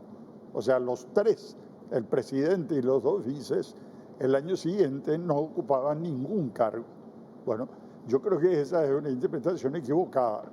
No pueden ser presidente, otra vez vicepresidente. Al reinterpretarse, habilitarían 3 candidatos más entonces. Serían los 3, es decir, los 9 serían candidatos. 8 podrían ser el próximo año. Claro. Si se eligiera ya el 9º ministro. Claro, o sea, aparecían 3 más ahora. No, o sea, 8. En vez de 2 serían 5. Sí, no, si se llegase a nombrar Así. ya el próximo sustituto, del ministro Fretes, para el próximo año serían 8 los candidatos. Diesel no estaría habilitado para una reelección, pero los otros 8 restantes podrían ser presidente de la Corte. Así mismo, clarísimo. Doctor, gracias por su tiempo, muy amable. Gracias a ustedes, un placer.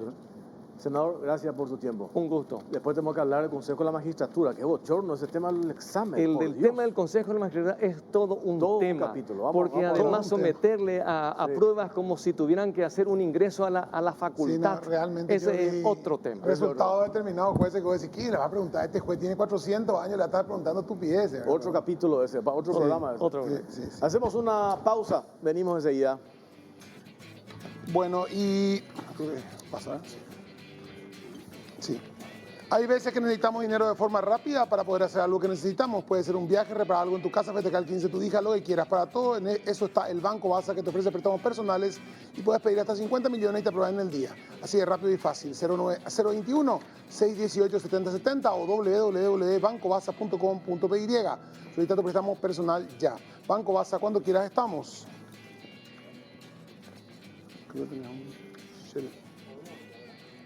Vení a Bristol y prepárate para la vuelta a clases. Te esperamos con la mejor tecnología, sin entrega inicial y con los mejores precios del país.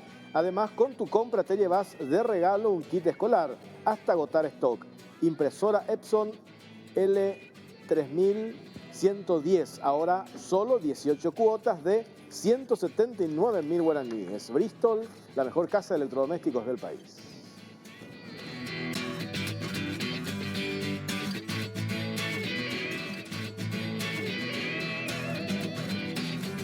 Seguimos en Carlos Cruz. ¿El vino que estás tomando de dónde es, Pipo? Casillero del Diablo, Ramírez de Espada, Concha y Torga, Diablo de Reserva Cabernet Sauvignon, 2021. Estamos tomando hoy también, por supuesto, los bocaditos de Don Julián, como siempre, espectaculares, y la vajillería de Casamino. Perfecto.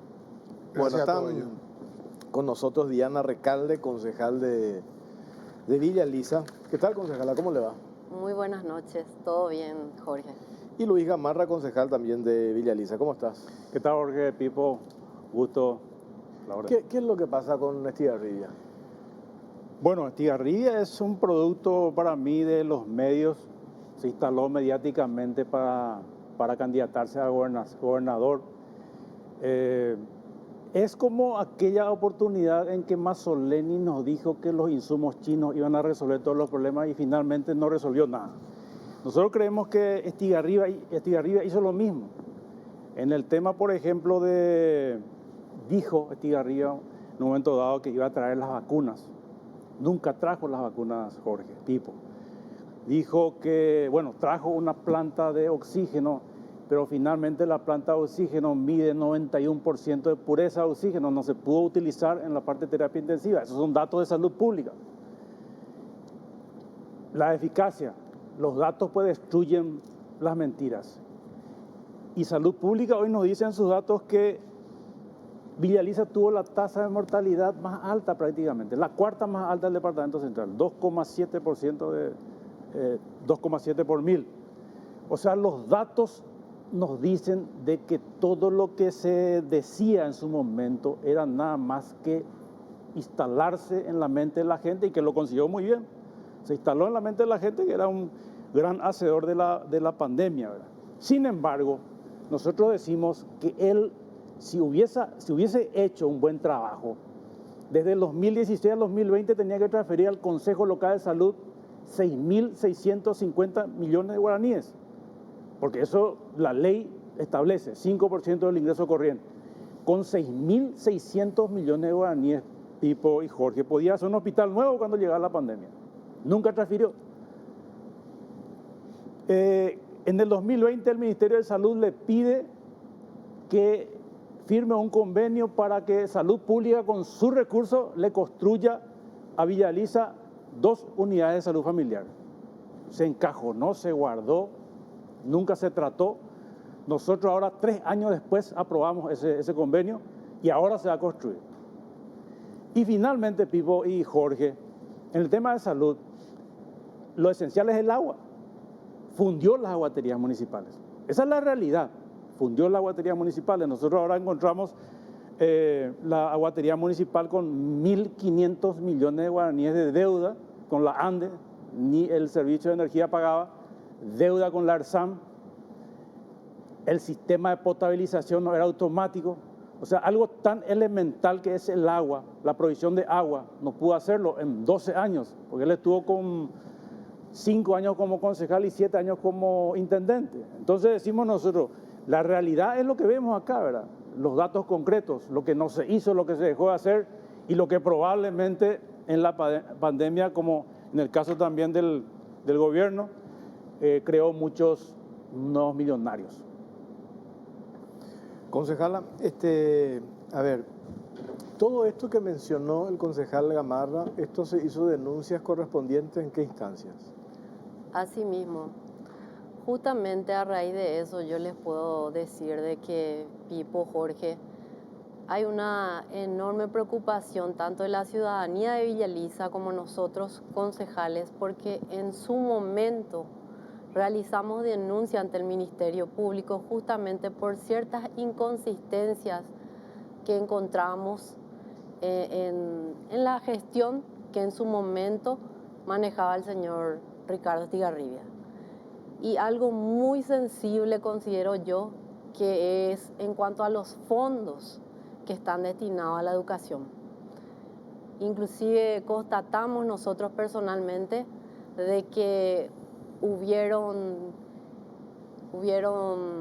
¿cómo decirlo así?, obras fantasmas, aulas que en su momento no estaban construidas. Inclusive también se hizo anticipos de contratos fuera en destiempo. Y tenemos acá, Jorge, nosotros copia de toda la denuncia que hicimos en el año 2022, en el mes de abril, y nos llama poderosamente la atención porque, como se dice vulgarmente, quedó encajonado eso. Está la causa a cargo del fiscal Oscar Delfino, y por eso te decía desde un principio de que la preocupación es muy grande porque lastimosamente no se le está dando la atención y el seguimiento suficiente, siendo que, sin embargo, en otras cuestiones o en otros casos se le da la celeridad que quizás se hacen en casos específicos, o no sé cómo decirlo, inclusive al antojo de ciertos fiscales. Posterior a eso, también hicimos la denuncia correspondiente, inclusive en la Contraloría, que tiene toda la compilación de toda esa documentación, y también no tuvimos respuestas. El día de hoy que no tenemos retorno en cuanto a eso, y llama poderosamente la atención que más de 12 años con todo lo que ya transcurrió ese tiempo, que la Contraloría no se haya apersonado en un municipio como tal, ¿verdad? Que en este caso Villa Elisa, y más con toda la argumentación que también hicimos llegar en su momento. No hubo presencia de la Contraloría, no hay una auditoría de la Contraloría de la gestión. No. No. Hace 12 años la Contraloría no visita Villa Elisa, no hay ninguna fiscalización. Nosotros, como dice la colega Diana, presentamos un pedido, no se fue. La Contraloría lo que hizo fue una evaluación del sistema de control interno en el 2020 y establece que el puntaje es 0, ineficiente, 0 le califica. Es una evaluación que hace. Pero no obstante, esa evaluación no va a investigar, no va a fiscalizar. Casualmente son 12 años de gobierno del Partido Liberal en Villa Elisa. A nosotros nos llama la atención eso. Y bueno, esperemos que el Contralor haga su trabajo, que vaya a investigar y que diga finalmente si tenemos razón nosotros o no. Entonces somos nosotros unos payasos, ¿verdad? Y si realmente hay allí cosas que derivar a la parte penal, entonces que lo diga. Nosotros necesitamos que la gente que está en el plan de control, que es Contraloría, Auditoría del Poder Ejecutivo y la parte de penal, que es la Fiscalía, vayan y determinen si lo que nosotros estamos diciendo es o no verdad. Es o no verdad que hay documentos de contenido falso del intendente presentando a la Auditoría del Poder Ejecutivo. Eso es lo que queremos que vayan a hacer. No fueron, ahora aparentemente fue recusado el fiscal, pero está ahí encajonado, son casi ya 9 meses, tipo que está ahí. Te pregunto, acá me pasan, lo estoy leyendo ahora al aire, ¿verdad? Estoy mirando la fecha, 8 de febrero, fue la semana pasada, ¿verdad? Antepasada. Sí, la semana pasada. 2023. Dice carátula Ricardo Adolfo Estigarribia Medina sobre producción de documentos no auténticos y otros desestimaciones. A ver un poco. Eso es pero no es el mismo fiscal, eso me llama la atención. Oscar Delfino del fiscal. Delfino, porque este otro fiscal, Esta es otra causa, porque dice hacer lugar a la desestimación de la denuncia. Moreno dice. Producción inmediata de documentos no auténticos, producción inmediata de documentos de contenido falso, lesión de confianza, estafa. Por el agente fiscal Edgar Augusto Moreno y Fátima Capurro, dice. Sí. Es una causa. Esta es otra causa. Probablemente es otra causa, pues nosotros lo hicimos en forma innominada. Nosotros no le nominamos al intendente en forma innominada, de tal forma que la Fiscalía vaya a investigar. Causa 985/2022. Ahí, número 79. Ricardo Estigarribia, producción de documentos no auténticos, otra causa. Bueno, es otro caso entonces. Probablemente, yo no... ¿Cuál es el caso más escandaloso? Me dijiste lo del polideportivo el otro día, estábamos hablando. Sí. Que eso sí me parece grave, sobre todo por por el relato, digo, ¿verdad? Por el tema del relato de una primera propuesta de cuánto costaría ese polideportivo, 4.000, redondeando. 4.500 millones. 4.500 millones. Sí. Se eleva otra propuesta ante la Junta Municipal, creo que 9.000 millones. Y finalmente en los papeles aparece que costó casi 13.500 En total 13.400 millones porque... O sea, de 4.000 subió a 13.000. Sí, porque son 7.000 millones que se emitieron bonos municipales. Eso generó 4.100 millones de guaraníes de intereses. Eso se le suma al costo físico de la obra. 13.400 millones. Y te doy un dato también referente al polideportivo. Se contrató una firma por 50 millones de guaraníes para que haga el proyecto. Hicieron mal porque hicieron todo apurado y ahí surgió prácticamente 1.500 millones de adendas, modificación al contrato. Pero no, eso no es solamente eso. 50 millones le paga al proyectista, pero él gasta 198 millones de guaraníes para hacer una inauguración. Imagínate, la empresa que le hizo el proyecto le pagó 50 millones y él para inaugurar eso en octubre paga 198 millones. Un despropósito totalmente. Una obra que comenzó mal, continuó mal y terminó mal. Hoy todavía nosotros no recibimos oficialmente esa obra y ya terminó costando 13.400 millones, ¿verdad? Hay pendiente inclusive una demanda contra esta empresa Solín SRL, que es la que le hizo el proyecto, que no sabemos cómo va a terminar. No sabemos si se va a recuperar esa plata que él está demandando, ¿verdad? Sin embargo, no invierte plata en el tema de los pozos. de la guatería municipal. Si esa, ni la mitad, la cuarta parte de esa plata se invertía en lo que realmente le interesa a la gente, que es la provisión de agua, hoy hubiésemos tenido una guatería de primer nivel. Ahora, sin embargo, la guatería está quebrada, agarró una empresa privada y bueno, esa es la gestión y nosotros tenemos que denunciar esto a nivel público también, ya que la Contraloría ni la Fiscalía hace caso omiso. Entonces, por lo menos que la ciudadanía sepa de la gestión de este señor. Tenemos que hacer la última pausa, 21:49, pausa, venimos enseguida. Bueno, venía Bristol y preparate para la vuelta a clases. Ah, no, pero, nada, basta. Hay veces que necesitamos dinero de forma rápida para poder hacer algo que necesitamos. Puede ser un viaje, reparar algo en tu casa, festejar el 15 de tu hija, lo que quieras. Para todo eso, el Banco Basa te ofrece préstamos personales, puedes pedir hasta 50 millones y te aprueban en el día. Así de rápido y fácil. Contacta al 021-618-7070 o ingresa a www.bancobasa.com.py y solicita ya tu préstamo personal. Banco Basa, cuando quieras, estamos. Y ahora sí, venía Bristol y preparate para la vuelta a clases. Te esperamos con la mejor tecnología, sin entrega inicial, con los mejores precios del país. Además, con tu compra te llevas de regalo un kit escolar hasta agotar esto. Celular Samsung A33, ahora solo 18 cuotas de 219.000 guaraníes. Bristol, la mejor casa de electrodomésticos del país.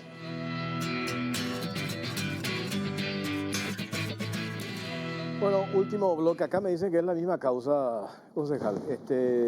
La denuncia estaba a cargo de Delfino y Delfino fue recusado y pasó a Fátima Capurro. Ya no hay otra causa. La desestimación. Es la causa denunciada, sí. Nosotros no teníamos conocimiento de eso. O sea, la fiscalía estaba manejando un profesional abogado del tema. ¿Y esa causa es la causa de producción de documentos falsos de qué caso? Es la causa de contenido falso.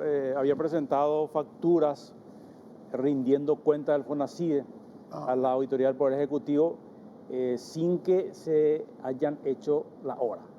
No había ni un ladrillo puesto allí y él ya rindió la plata como si fuera que eso se estaba haciendo. Habría que esperar entonces ahora que Contraloría tome intervención, digamos. Claro. Contraloría tiene que ir a auditar totalmente la cuestión, ¿verdad? Si le hacen la consulta a la directora del colegio, le va a decir que esa obra comenzó en marzo del 2022. Pero eso es muy fácil de corroborar. En junio del 2021. Eso es muy fácil de corroborar, si efectivamente. Totalmente.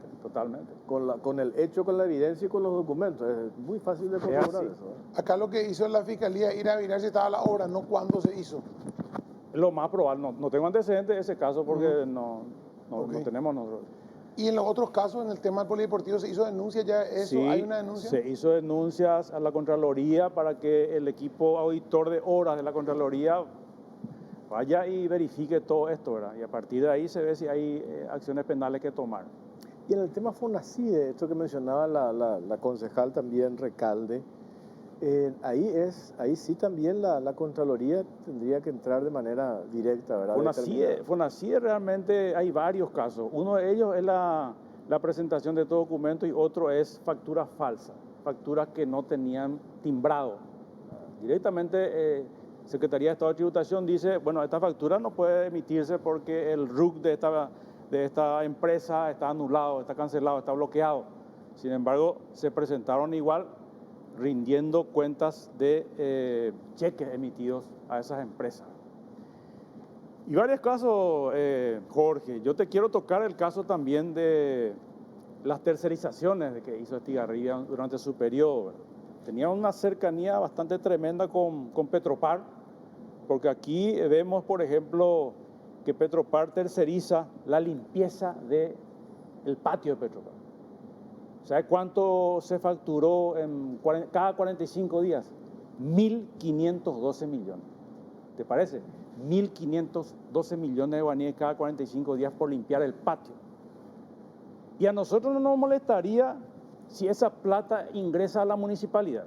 Pues podríamos tomar inclusive como una ayuda de Petropar para la comunidad. Pero no es pues así. Se terceriza el servicio a una empresa privada, es la que finalmente se queda con la plata. Un porcentaje mínimo probablemente ingresa a la municipalidad.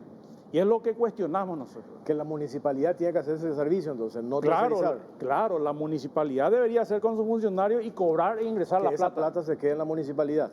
Claro, así debería ser. y no a una empresa Y no, privada. Claro. Así es, y no ocurre por eso, porque vos mirás el balance, ves la ejecución presupuestaria y nunca varía el monto. Siempre es la misma ejecución todos los años, 32.000 millones es lo que recaudamos nosotros a nivel de recursos propios. El resto de FONACYT, el resto de royalties.